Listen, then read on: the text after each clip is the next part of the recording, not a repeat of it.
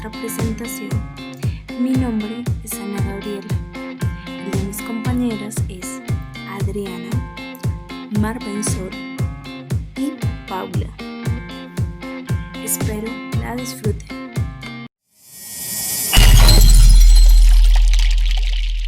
En esta oportunidad vamos a hablar de formulación de caso e integración de información en salud mental infantil y adolescente. Entonces, básicamente, la formulación de un caso es un proceso dinámico, estratégico, con el cual completamos la información sobre un paciente que requiere, en este caso, pues, la atención que nosotros le damos en salud mental.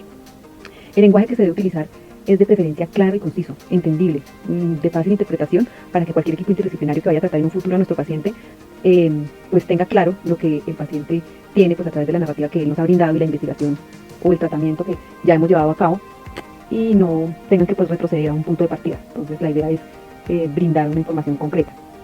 Para ello es conveniente que los profesionales en salud, en este caso nosotros como psicólogos, desarrollemos habilidades en la recolección de información. A grandes rasgos existe por lo general un punto de partida, siendo la historia clínica pues la base, donde recolectamos las narrativas incorporadas al paciente y demás sistemas de información como exámenes y demás, dándonos paso pues al análisis y la generación de hipótesis que a través de todo esto pues nosotros podamos generar. El fin de todo esto pues es dar un diagnóstico acertado a nuestro paciente y generar por lo tanto una intervención adecuada. Los componentes principales que forman parte de la formulación diagnóstica tienden a seguir una estructura estándar, con una serie de puntos comunes para guiar al lector. Están descritos pues en la tabla que está en la diapositiva. Entonces primero sería pues la fuente de información, donde consignamos la información del paciente como pues los datos principales, nombres, registros médicos. Interrogamos pues el motivo de consulta, a qué viene el paciente o cuál es su necesidad en este momento. Los antecedentes, es decir, si ya ha estado hospitalizado o ha recibido alguna evaluación o terapia psicológica o psiquiátrica previa a esta consulta. Vamos a indagar sobre su historia familiar, social, educativa, la historia del desarrollo, si es posible, como fue su nacimiento, embarazo, parto, estadios de pronto de la infancia, su desarrollo motor y demás consideraciones diagnósticas que se crean necesarias para poder diagnosticar y planificar un tratamiento. El formato de caso suele ser enmarcado de una manera similar en diferentes países. Dentro de este amplio formato hay dos modelos comunes que pueden ayudar a organizar la columna vertebral conceptual de la formulación. Estos son la formulación biopsicosocial y de las 4P. El modelo biopsicosocial es usado de manera común en la formulación de casos en salud mental.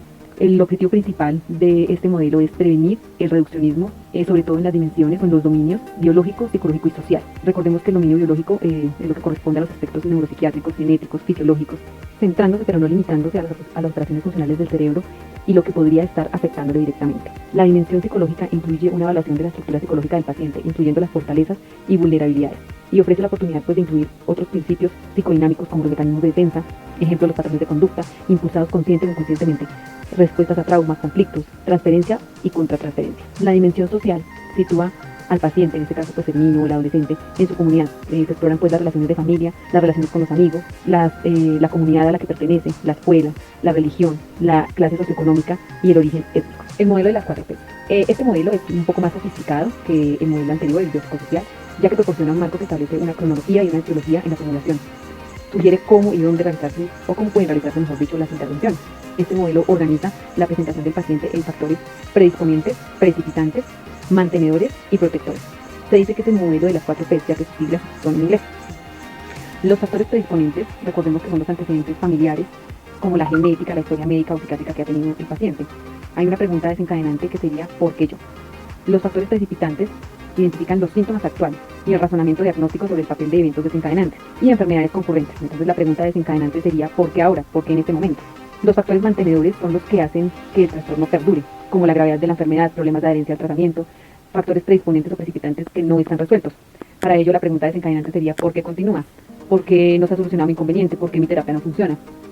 ¿Qué sucede? Que llevo bastante tiempo con mi proceso y no pasa nada. La 4P nos indica que son los factores protectores. Entonces describe y rescata las fortalezas del paciente. Si es resiliente, qué apoyos tiene, qué fortalezas, en qué el paciente es autónomo o puede ayudarse a sí mismo. Entonces la pregunta desencadenante sería ¿en qué puedo apoyar? Las 4P, este modelo de las 4P es un modelo bastante dinámico, puede conjugarse con otros modelos para apoyar. Bueno, el día de hoy les voy a explicar sobre la variedad de las formulaciones. Primero tenemos que tener en cuenta qué es una formulación. Esta es una condensación de valores que recoge la naturaleza del encuentro entre el médico y el paciente, los objetivos prácticos, la formación y la experiencia y la ética implícita y explícita. En otras palabras, la formulación es la forma, el método, la herramienta que vamos a utilizar para poder hacer la recolección de los datos que nos da el paciente y poderlos organizar de una forma que sea clara, concisa y que nos ayude para poder hacer frente a ese caso en específico. Esta formulación, como les digo, se realiza con datos que se da entre el encuentro del médico y del paciente, el psicólogo en este caso. Esta formulación nos va a ayudar a realizar los objetivos prácticos, que son los objetivos de intervención. También se va a ver la formación y la experiencia que tiene el psicólogo al momento de realizar esta, y la ética, como todo nuestro ejercicio profesional. El lugar. La estructura de la formulación puede depender más de cómo se plantee la entrevista clínica, más que lo que nos diga o lo que no nos diga el paciente. Porque realmente el que realiza la formulación somos nosotros como psicólogos, y el cómo vamos a intervenir en ese caso, qué preguntemos, qué no vamos a preguntar, cómo lo preguntamos, por qué variante o por qué rama nos podemos meter para abordar ese problema. Entonces, dependiendo de la entrevista clínica, cómo lo planteemos nosotros como psicólogos, es que se va a dar la formulación. Esta formulación debe reflejar el orden, el proceso que se está llevando con el encuentro con el paciente, porque esto nos va a ayudar a ver más claramente las demandas reales del paciente. Entonces, realmente, qué necesita la persona y cómo lo podemos ayudar. Valor para el tratamiento. Cuando realizamos la formulación, lo que se quiere lograr al final es poder realizar un muy buen tratamiento o una muy buena intervención. Este es uno de los objetivos principales por los cuales se realiza la formulación, para poder ver claramente el objetivo y el problema que realmente está demandando la persona, lo que les decía anteriormente. Por lo que realizar una muy buena formulación en el proceso de la evaluación nos va a ayudar a llevar un muy buen tratamiento y una buena culminación del proceso. Esta formulación nos va a ayudar a ver nuestra formación, nuestros propios prejuicios y las experiencias que tenemos como psicólogos. Cómo realizamos las preguntas, cómo exploramos el problema, qué exploramos, qué no exploramos. Todo este tipo de aspectos y de preguntas son las que nos van a guiar para poder realizar la formulación. Por lo que también nos van a dar las pautas y las opciones para realizar una terapia. Valores etiológicos. Según esto, el modelo biopsicosocial y el modelo de las 4 Ps plantean o dan la posibilidad de realizar preguntas como son las que están ahí de ejemplo. Estas preguntas nos van a ayudar también a ver la perspectiva desde estos modelos de formulación. Pero aún así, el modelo propiamente no nos va a dar respuesta a estas preguntas, sino nos las van a dar los mismos pacientes o el mismo caso que se esté planteando en este momento. Por ejemplo, ¿qué causa el trastorno, el problema, la afección o la enfermedad mental, en ese caso, en ese niño específicamente? ¿Qué factores conspiran para hacer que un niño abandone la escuela? ¿Qué factores están propiciando que el niño se orine en la cama? Este tipo de cuestiones son las que desde estos 2 modelos nos podemos hacer para poder hacer un entendimiento más global de lo que está pasando.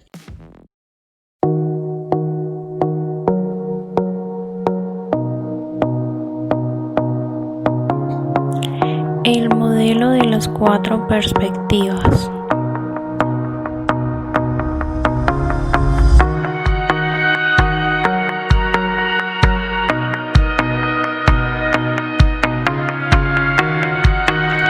Para ofrecer una alternativa al modelo biopsicosocial se postula otro modelo, las 4 perspectivas. Pero ojo, este no se debe confundir con el de las 4 Ps.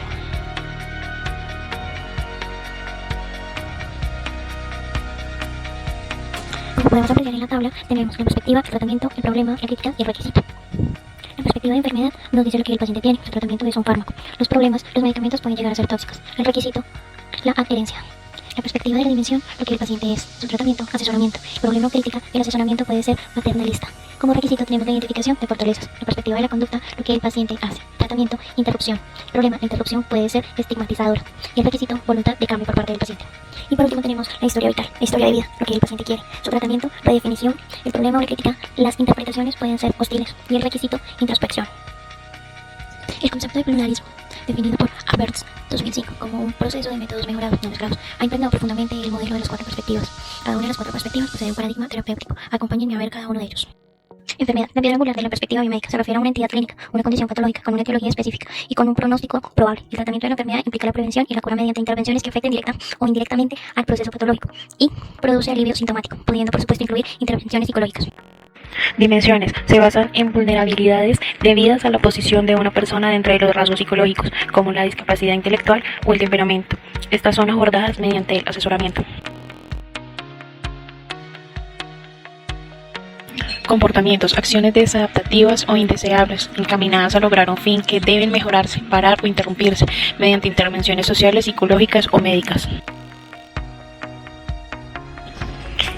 Historia de vida. Se basa en la reconstrucción de narrativas mediante la psicoterapia. El tratamiento generalmente se orienta a estados emocionales de angustia y actúa mediante la interpretación. Henderson y Martin propusieron otra categoría para ser incluida en la formulación de las 4 perspectivas. A esta se le llamó requisito. El requisito es lo que es necesario para la intervención. Para que un tratamiento biomédico sea eficaz, debe haber una evaluación del cumplimiento o al tratamiento mediante el asesoramiento. Debe identificarse el potencial para el desarrollo que se pueda alcanzar con dicha ayuda. McHugh, 2005, advierte sobre los posibles efectos adversos de cada intervención. Todos los medicamentos pueden ser tóxicos. El asesoramiento puede ser paternalista. La interrupción puede ser estigmatizadora y las interpretaciones pueden ser hostiles. Un gran ejemplo puede ser al trabajar con un paciente con discapacidad intelectual. Deben ser evaluadas las fortalezas intelectuales, vocacionales y profesionales. Cambiar el comportamiento requiere voluntad para cambiar, que puede ser intuitiva, como el caso de un joven que desea dejar de fumar marihuana y avanzar de la precontemplación a la contemplación, o generada a través de un sistema de refuerzo positivo y negativo. Y para que las interpretaciones sean efectivas, se debe tener en cuenta la visión que tiene el paciente. Una formulación basada en las 4 perspectivas tomaría como punto de partida conceptual una creencia sobre la presentación clínica del paciente, que permanecería versátil en la información global y que luego orientaría la información hacia la intervención específica. Esto quiere decir que debemos tener claro, en este caso para pacientes infantes, un cuadro de diagnóstico por parte de su pediatra, para así, a medida que avancemos en la intervención, saber bajo qué terapia o metodología nos vamos a ir enfocando. La formulación pluralista se desarrollaría mientras el profesional de salud mental establece qué categorías, perspectivas o dimensiones describen mejor la afección del niño. Por lo tanto, la formulación explicaría cómo, una vez evaluadas las necesidades y conociendo las preocupaciones, establecer de forma apropiada la prescripción terapéutica. El enfoque biológico, el modelo de enfermedad, es más apropiado para afecciones como el trastorno bipolar, la esquizofrenia y el síndrome de Rett. A continuación, mostraremos un video del síndrome de Rett.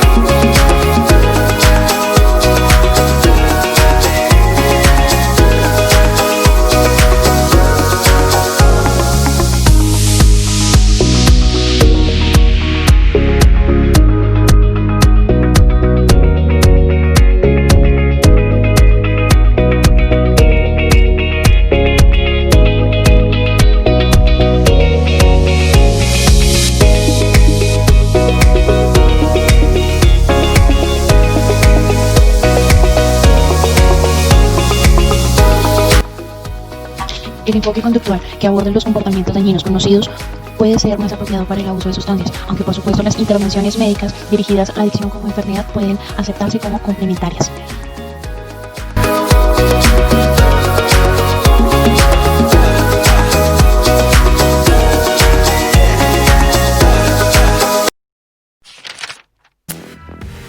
Cultura. Esta formulación lo que quiere hacer notar es el contexto en el que está creciendo el individuo, la cultura con la que está creciendo el individuo. Dice de que esto tiene que ser algo dual, que no es simplemente ver al individuo como un ente solitario o antisocial o algo por el estilo, sino ver cómo su contexto y su cultura también han influido en este. Este tipo de formulación tiene varios componentes. Entonces, la primera es la identidad cultural del individuo.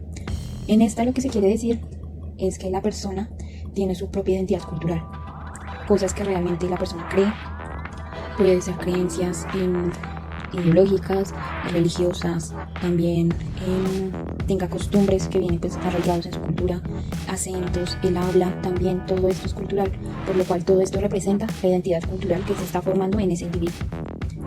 La segunda es la explicación cultural de la enfermedad. En esta, lo que se quiere hacer es que, según la cultura en donde se está desarrollando, donde está desempeñándose esa persona, cómo explican lo que tiene esa persona. Por ejemplo, en el caso del duelo, en diferentes partes del mundo, en diferentes países, la percepción de muerte es diferente, o cómo se toma la muerte es diferente. En unas partes simplemente es que murió, se acabó con su trayecto en esta vida y va a pasar a otra vida. En otras culturas es que simplemente murió y ya no más, no existe más. en otras culturas es que va a encarnar en otra cosa, en un animal, en otra persona. Hay diferentes connotaciones de la muerte y de lo que puede significar esto, por lo que esto también es importante saberlo, cómo desde la cultura ven esa enfermedad o ven esa situación que se está reflejando en esa persona. La tercera son las adaptaciones culturales al medio ambiente y a los factores productos de este estrés. Esta lo que dice es que la cultura o el contexto en donde vive esta persona, este individuo, puede estar generando factores de estrés en el individuo. Por lo que es importante saber qué factores pueden ser, cómo es el contexto en el que vive y qué adopta esa persona para poder solventar esos factores de estrés. Por ejemplo, acá en Bogotá cuando estamos en una temporada normal del año, por decirlo así, la ciudad como tal genera estrés en nosotros como individuos que las habitamos. Los trancones, que el Transmilenio está lleno, que la hora pico, no sé, me quedé sin trabajo, estoy buscando trabajo, el estudio, parciales, bueno, mil y una cosas que del entorno nos pueden estar afectando a nosotros, produciéndonos estrés. Entonces, estas también son cosas que se tienen que mirar y cómo nosotros estamos respondiendo ante ese estrés. La cuarta y última son las áreas culturales de convergencia y divergencia entre el clínico y el individuo. En esto lo que se quiere ver es de que ya se vio como la historia o la identidad cultural que tiene el individuo o el paciente al cual estamos atendiendo.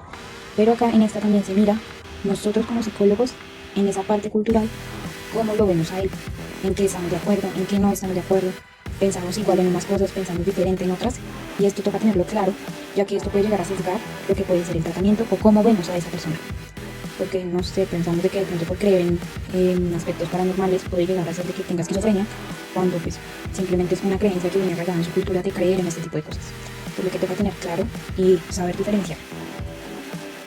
Una buena formulación incluirá la relación del niño con la cultura, incluyendo las interacciones de este con su contexto. Por lo cual, lo que acá nos quieren decir es de que cuando estamos mirando la parte cultural de un niño, tenemos que ver todo su entorno, toda su cultura, qué le han enseñado sus padres, qué le gusta hacer, si ve televisión, qué le gusta ver, si juega videojuegos, qué le gusta ver, jugar, si realiza deportes, si le gusta cocinar, bueno, todo lo que puede conformar el contexto en el que se está desarrollando el niño, lo cual también lo va a motivar y lo va a incentivar. Etapas del modelo de cambio. En este modelo lo que se quiere hacer es que se propuso 5 etapas en las cuales se puede encontrar una persona cuando está en un proceso de cambio. Acá lo que se quiere hacer ver es que no todas las personas están listas para cambiar cuando lo necesitan, por lo cual es necesario saber en qué etapa se encuentra y cómo podemos proceder ante esta de pronto negativa o ante esta incentivación al cambio. Entonces, según este modelo, existen 5 etapas. La primera es la precontemplación. En esta es cuando la persona simplemente no ve la necesidad de un cambio, no ve la necesidad de ayuda, entonces, ¿para qué voy a cambiar si todo está bien? No hay nada malo, ni nada me está afectando. La segunda es la contemplación. Entonces, se reconoce la necesidad de cambiar, de ese cambio, pero igualmente la persona no ayuda con ese cambio. Pone trabas en el proceso, no quiere hacer todos los cambios que se le están pidiendo, o vive demasiadamente preocupado por lo que pueda generar ese cambio. Así sepa que el cambio es positivo para él, se va a estar siempre fijando como en algo negativo que puede llegar a pasar, aunque ni siquiera sea algo realmente posible que pase. El tercero es la preparación. Esta es cuando la persona realmente ya está consciente de los beneficios que este cambio le va a generar en su vida y empieza a dar pequeños pasos, pequeños logros para poderlo lograr. El cuarto es la acción. El joven o la persona empieza a dar pasos más grandes, a hacer cambios un poco más grandes para poder llegar a su cambio significativo o a su cambio final. Y el mantenimiento es cuando la persona ya logró su cambio y ya logró llegar a esa meta que quería llegar y es capaz de evitar volver a caer, volver a tener una recaída. Como lo vemos, este modelo va muy enfocado hacia las adicciones y es algo que realmente se está enfocando hacia este punto, pero que actualmente sirve para todo tipo de problemas conductuales, en los cuales la persona tenga un problema conductual, se puede utilizar este modelo para ayudar a ver en qué etapa se encuentra esta persona. Para ponerlo como en un ejemplo, pongamos el ejemplo de una persona que sea adicta al juego. En la precontemplación, simplemente la persona no va a ser consciente de su propia adicción, no va a ser consciente de que necesita cambiar o que hay algo malo en lo que él está haciendo. Simplemente para él es un juego y lo puede dejar cuando quiera. La contemplación es cuando la persona empieza a ver de que realmente eso o ese juego no es algo positivo para esa persona, pero aún así no lo quiere dejar. o simplemente dice como que no, voy a dejar de jugar 3 días y juego el resto de la semana. Entonces no es un cambio realmente como comprometido. La preparación, la persona ya empieza a ser consciente, entonces ya sabe de que realmente eso le está arruinando su vida familiar, lo dejó sin trabajo, está lleno de deudas, lo están acusando, amenazando por deber dinero. Entonces acá la persona ya es consciente de que el cambiar, el dejar de jugar, en este caso, le va a traer un muy gran beneficio a su vida, por lo que empieza a hacer pequeños pasos para poder llegar a esa meta final, que es dejar su adicción al juego. En la acción ya empieza a hacer pasos más grandes, entonces empieza a dejar el juego, obviamente paulatinamente, porque no es algo que se deje de un día para otro, pero empieza a dejarlo y empieza a intentar reconstruir en las demás áreas de su vida, su área laboral, su área familiar, su área sentimental también. Entonces ya empiezan a verse de pronto frutos de ese cambio que está realizando en todo su entorno de vida o en todas sus áreas de la persona. Y el mantenimiento, el joven llegó y logró dejar su adicción al juego, por lo cual se ve hacia atrás y simplemente dice: no quiero volver a donde empecé, no quiero volver a estar todos los días metido en un casino o metido en ese bar donde simplemente casi pierdo mi vida o casi pierdo todo lo que tengo por un capricho o por esta adicción que me consumió. Entonces es plantear este modelo, digamos en este caso que lo pusimos con las adicciones, que es como su tema principal, pero que se puede utilizar para cualquier tipo de problema conductual. Los usos de la formulación. La formulación es un generador de hipótesis que cambia con el tiempo dependiendo de los otros encuentros clínicos. Nueva información y la evolución de los conocimientos del clínico sobre el mismo. Es un modelo de los mecanismos que causan, controlan o mantienen los problemas psicológicos de un paciente particular. La formulación de un caso indagado es vital en terapia porque la selección de un tratamiento apropiado exige un conocimiento de lo que se está causando o manteniendo los problemas del paciente. En otras palabras, la planificación de un tratamiento se basa directamente en la formulación de un caso. ¿Cuál es el propósito de la formulación? Antes de sentarnos en la práctica, recordemos que la formulación es una forma en la que el clínico entiende y explica lo que le sucede al paciente. Una formulación clínica es esencialmente una hipótesis acerca de las causas precipitantes e influencias mantenedoras de los problemas psicológicos, interpersonales y conductuales de la persona. La profundidad de nuestra comprensión. En la profundidad de nuestra comprensión de la experiencia de un paciente puede no explicar la etiología de un síntoma que conduzca al tratamiento, y asimismo un modelo conductista puede no recoger de forma adecuada la experiencia del paciente. Sin embargo, la formulación permite al clínico equilibrar su comprensión del paciente y sus explicaciones ante este. Entender a nuestros pacientes. Entender a un paciente requiere una valoración de sus experiencias, esperanzas e inquietudes, que se adquiere a través de escucha, habla y relacionarse con este, al igual que con su familia y otras personas que tienen un papel importante en su mundo. La explicación de los síntomas del paciente tiene dos dimensiones: interpretativa, donde se utilizan las teorías psicológicas, sociológicas y neurobiológicas, idealmente de una forma explícita y basada en la evidencia, con el fin de identificar los factores que contribuyen, y explicativa, que conecta estos factores con la experiencia del paciente. Comprensión y explicación actúan de una forma conjunta. La formulación es ante todo un mundo de comunicación. Su utilidad depende de la audiencia. Cartas de consulta, informes de alta, informes previos para que una compañía de seguros autorice un tratamiento, propósitos legales, entre otros. Escribir una carta de consulta. Las cartas de consulta también son un área fundamental en la formulación de casos. Un ejemplo es un estudio en el Reino Unido reveló que al revisar 150 cartas de evaluación de psiquiatría en una clínica, se descubrió que el 94% no tenían una formulación de caso. Es por eso que debe obtenerse la información y la redacción. Entonces, en la información se explica el propósito de la consulta, explicar la función que tendrá la carta, incluir la formulación adecuada del caso, incluir la justificación del diagnóstico y los planes que se vayan a manejar para el seguimiento. En la carta también se puede destacar que es una herramienta educativa, pues ahí se ponen las referencias y explicaciones para educar a los destinatarios. Frente a la redacción, se debe conocer el público hacia quien va dirigida la carta. En la carta se puede incluir que también el público puede ser el paciente y la familia. Asegurarse de que sea compatible con todos sus lectores, incluyendo la información necesaria. Debe ser muy, muy clara y bien organizada. Que no se debe incluir en una carta de consulta.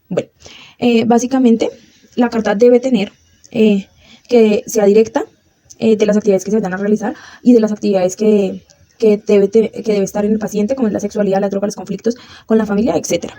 Debe haber buenas habilidades de comunicación, debe incluir los valores, ser exacta, El material clínico que se vaya a manejar debe ser confidencial y de privacidad. No tienen que tener información que no es relevante a los problemas actuales. Entonces, ya ahorita que estamos en una era tan digital, por la tecnología y eso, las cartas deben ser muy breves y directas. Deben ir directas en el punto, especificar bien las cosas. Pueden que lleven 2 páginas y eso, pero debe ir lo más relevante, que sería como la formulación de la psiquiatría, el diagnóstico provisional, la explicación de la afección del paciente, el tratamiento que se vaya a manejar, el diagnóstico, el riesgo que se encuentra en ese paciente, etc. Niños y formulaciones. Los modelos de formulación en los niños se resaltan porque han sido contributivos a la psiquiatría de los adultos y ya no hay ese mito de adultos pequeños. ¿Cómo optamos específicamente las formulaciones para los niños? Muy sencillo, no usar terminologías técnicas. ¿Por qué? Porque se puede remitir a un profesional de salud mental sin la necesidad, o el motivo de consulta podrían ser alucinaciones auditivas. ¿Esto qué quiere decir? Que al utilizar terminologías que el paciente, en este caso el niño, no entiende, puede causar distorsión en la información recibida y se puede generar que hay una alucinación auditiva o que oye voces. Cuando se habla de motivo de consulta, en los niños debe haber 2 motivos de consultas, el del adulto y el del niño. Cuando se habla de la inclusión de la escuela y la familia como categorías explícitas y separadas, aunque esto también podría ser muy bueno en el área de los adultos, porque se maneja eso como el área social, para los niños debe ser muy explícita los factores de escuela y familia. ¿Por qué? Porque son los factores o las áreas más importantes para ellos en esa área del desarrollo. Por otro lado, el área del desarrollo de los niños se debe en la formulación hacer una breve sinopsis de las etapas del desarrollo, pero tampoco enfocarse mucho en ellas. Debe mirarse qué es típico y qué es atípico en la del desarrollo del niño dependiendo la edad del niño. Modelo de desarrollo. No solo cegarse con un solo modelo de desarrollo o una sola teoría del desarrollo. ¿Por qué? Porque cada niño es un mundo diferente, el desarrollo varía. No quiere decir de que esté mal o esté bien, pero hay que asegurarnos y no solamente irnos por una sola teoría, un solo modelo. Cuando hablamos del enfoque individual en la formulación, se hablan de los factores estresantes que se pueden manifestar en el comportamiento del niño. Al ser abordados, evita que se fracase en el abordaje de los síntomas de predisposición y precipitantes.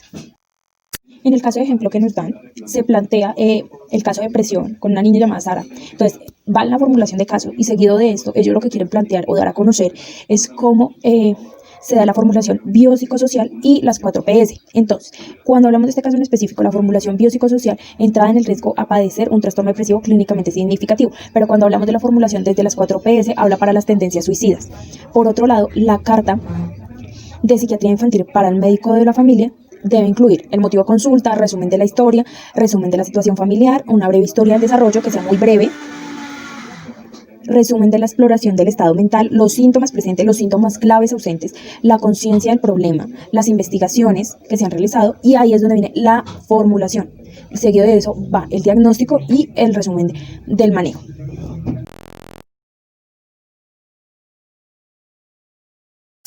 Nos queda por concluir que la formulación puede adaptarse a diferentes teorías y perspectivas para explicar lo que le sucede a nuestros pacientes. Cabe resaltar que la formulación no debe ser incómoda o intimar. La ciencia de la formulación, el propósito es generar hipótesis que sea modificada con la nueva información y al servicio de explicaciones causales, ¿sí? El arte de la formulación aporta significativamente al diagnóstico correcto, pero es más como un retrato reflexivo y comprensivo para el niño y su mundo.